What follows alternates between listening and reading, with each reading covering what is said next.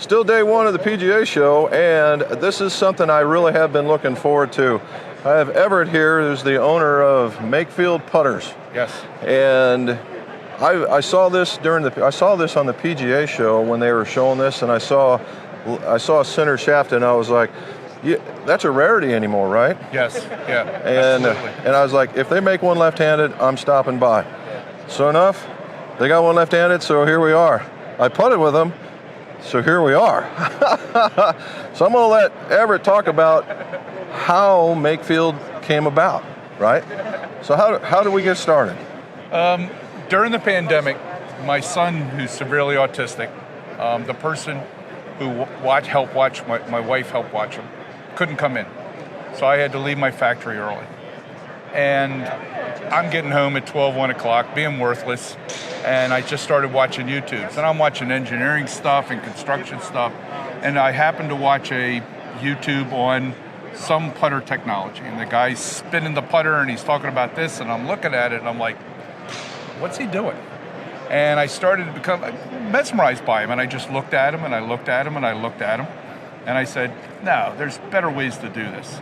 So I really started looking at the engineering of it and what center gravity meant and where the shaft needed to be placed and what face balance is and what density the material is as it strikes the ball and what made sense, because as I had been taught and I've learned, the faster the ball starts to roll, the better off the putter is. Stays online. Stays online. Right.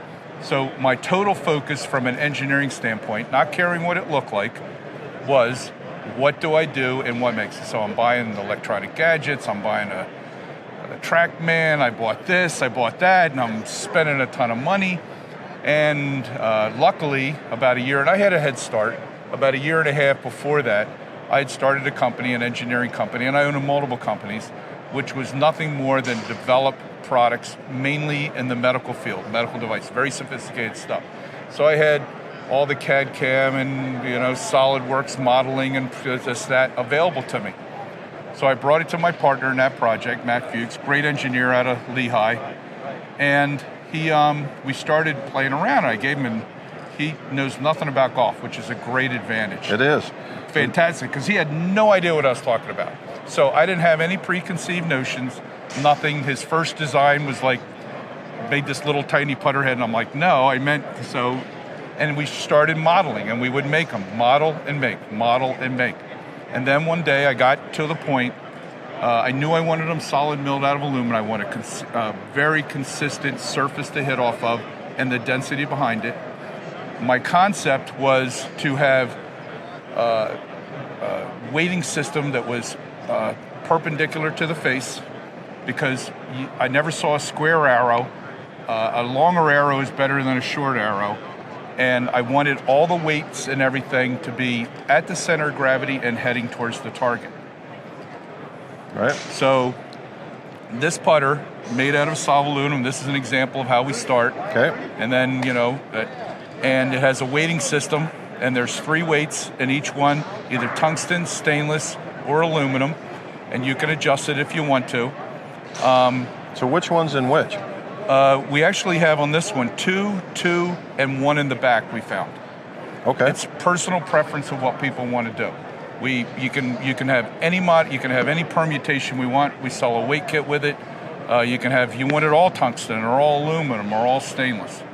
So we took that. I took it over to the pro at my club, very nice club. I said, listen, I want you something to try. He hit 1 punt.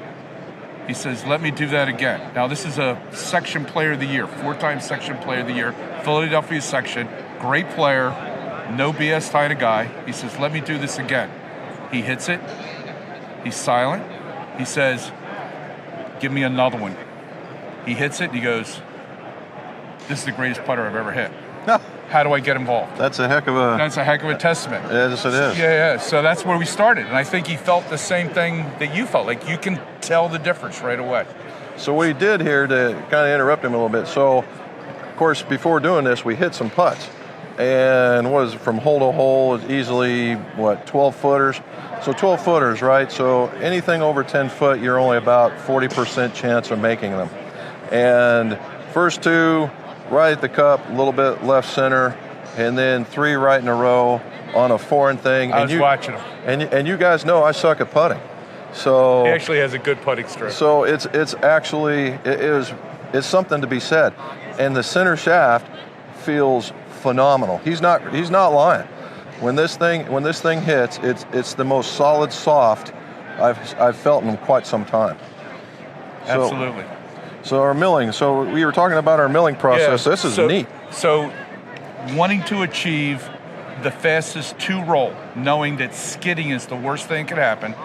As we developed it, we got into the milling, and I went through about 50 different permutations.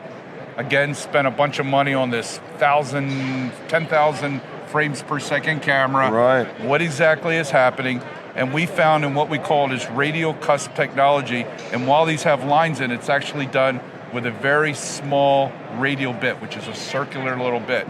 And what it's doing is creating a cusp, which is a point there that rolls away. So instead of putting grooves or grinding it, they're very precision.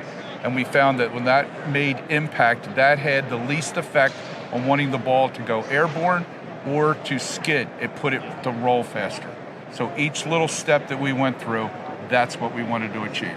So we have 2 models, right? We have the center shafted and heel shafted. Heel shafted. And they both face balance, right? And we talked about face balance, so we nerded out pretty hard, so it was kind of fun. He understood what I was talking about, so I got excited. So, and the way that he goes, that the shafts in this particular model are custom bent. Custom bent. So they're a very expensive CNC bender.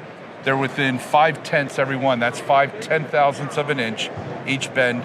They had to be really consistent because we found while you can weight in any way you want your face, instead of having to adjust it, your bend of your shaft is what gives you your perfect face balance. Okay, and so we've gone from the head where a lot of the technology is at, with the weighting, with the milling, with the way that it gets it rolling, but the shaft does serve its purpose in order to give you the face balancing. The last part about this, and the absolute shocker that I'm absolutely enthralled with this thing, is this grip. It is kind of a modified pistol, but it's bigger.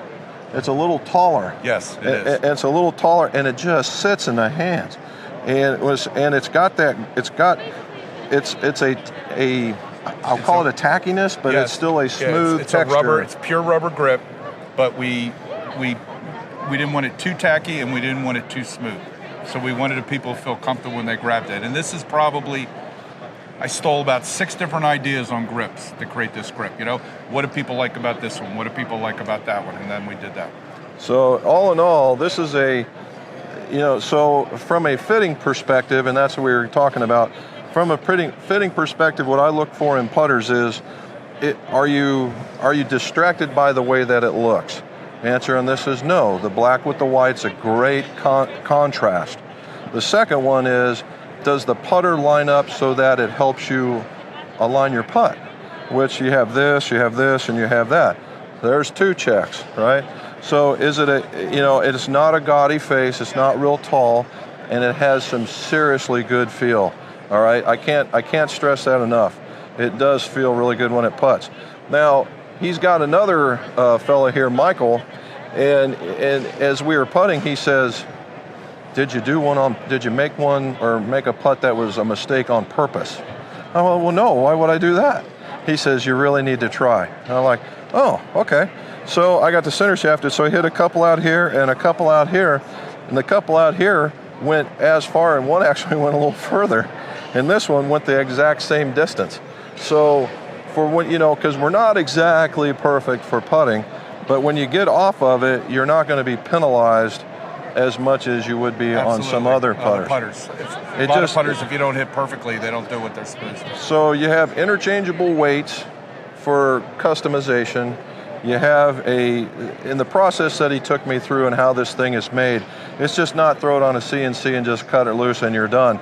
It's several steps in order to get from looking like this to looking like that to looking like this, including its coating is very significant. Okay, it's very significant.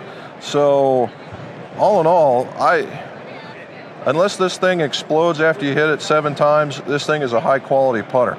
So, and guys need to check it out. So we have a website yet or anything Yes, for this? MakefieldPutters.com.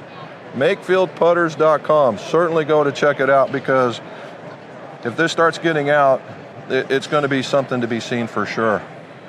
Everett? Thank you very much. Anytime, partner. Pleasure. Yes, it was great talking to you. Absolutely. Guys, let's see your scores. Go low.